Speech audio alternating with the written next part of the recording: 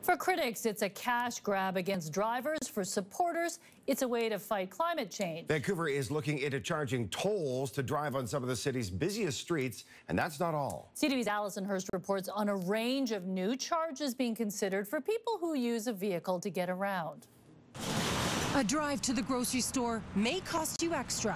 That kind of sucks. In a 371-page report, city staff are outlining ways to combat climate change.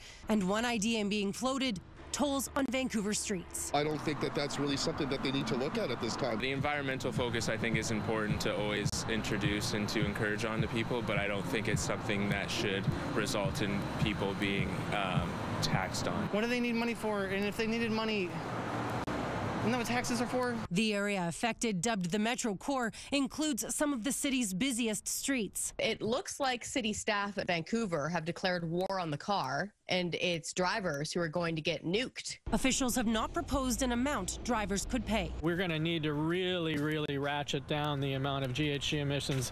These moves, the big moves, need to be very aggressive. Changes to residential parking permits is also in the report, and eliminating the minimum spaces required in new construction. Without a parking management plan, the rest of it doesn't all fit together. The goal of this proposal is to encourage walkability, have 2/3 of all trips on foot, by bike or transit, encourage use of zero-emission vehicles, and cut carbon emissions from buildings, both old and new. You can't expect to achieve major shifts in travel behavior that are needed for major reductions in GHG emissions without significant changes in behavior. This is a major slap in the face to those folks who couldn't afford it in the first place and now are commuting from places like Maple Ridge and Port Moody and down the Fraser Valley, and now lots of folks even commuting from Squamish. The report will go to council Tuesday.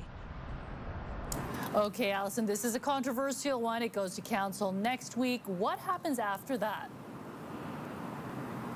That remains unclear at this point, but the report does clearly suggest that some form of one of these models needs to be in place within the next 5 years. Now, as for that all-important question, how much more will we be paying?